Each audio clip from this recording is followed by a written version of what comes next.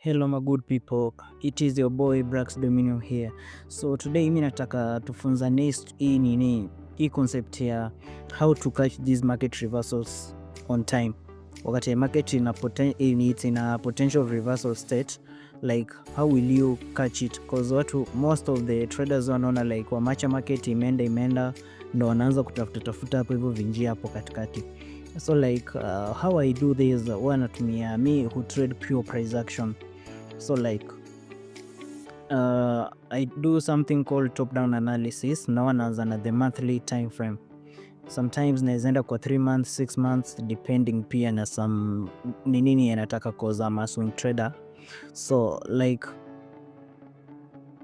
utakuja hapa hivi kwa monthly time frame, and this is how I do it. Nikishafika hapa hivi kwa the monthly time frame, wanna mark the highest point where the market is, and then unakuja hapa hivi the next key level, not this one but that, yeah, this one. So like ukishafika hapo hivyo, those are the only two levels that tunahitaji right now, unaona.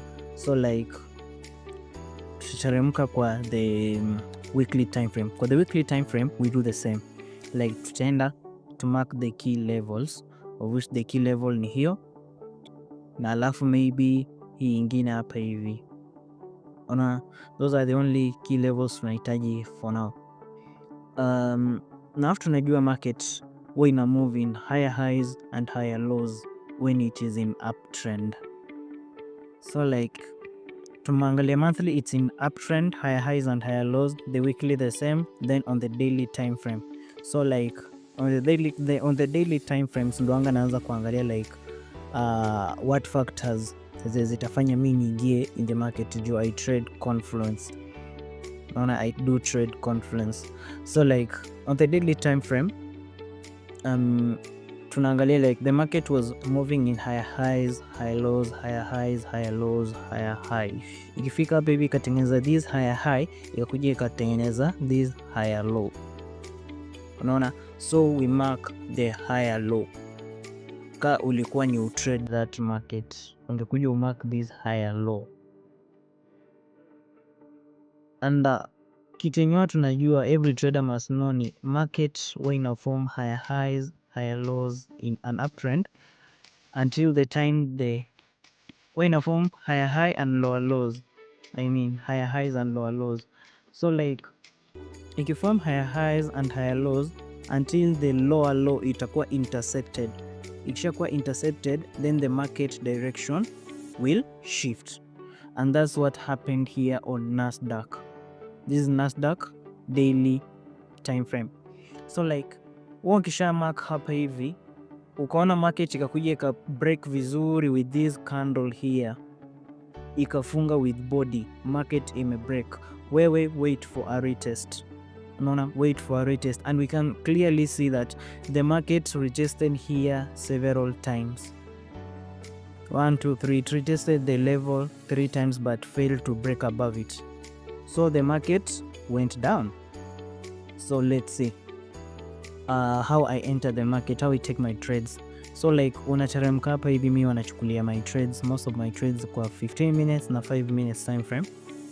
Na ku trade price action lazima ukuwa unajua reversal candles. There are around 8 of them, lazima uzijue, hata si lazima ujue na majina, just know how they look like, unaona.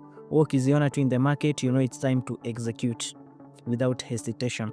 So like hapa hivi in the 15 minutes time frame, hapa hivi ndo penye market ili break, unaona.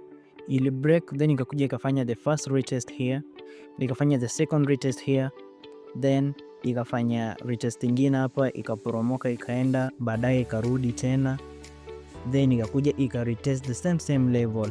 Na afu mtaka uangalie market ikifika kwa hizi levels kuna interaction gani. Unaona hapa hivi like hapa hivi iliform hanging man, shooting star, then ikaenda chini kabisa.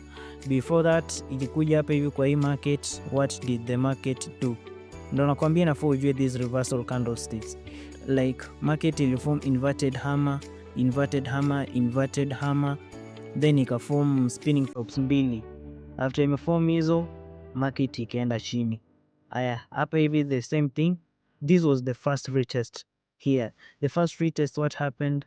Market ilikuja ika break above it, but the next the third candle ili form shooting star, which is the inverted hammer,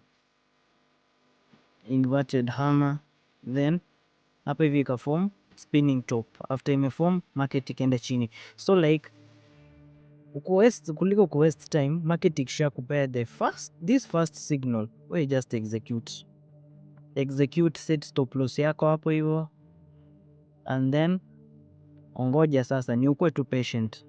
Just be patient, because in forex markets without patience you won't succeed that much, because patience is I can say patience is also part of trading. So like the target, you take profit, weka huko chini kwa hiyo level, hiyo support level yetu huko, unaona hapo, that was the target. Hebu tuangalie kwa the daily time frame what happened.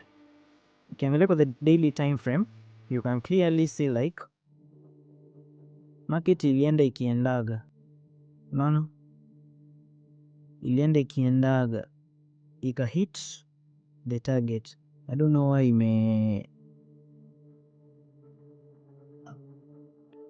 ndo hii ilienda ika hit target huku chini, and that's how we trade price action. Lakini sijui mbona ni kwa nini hapa hivi imetry to move down. Yeah, imetry to move down, but kwa 15 minutes tunge execute tu vizuri. Let me confirm.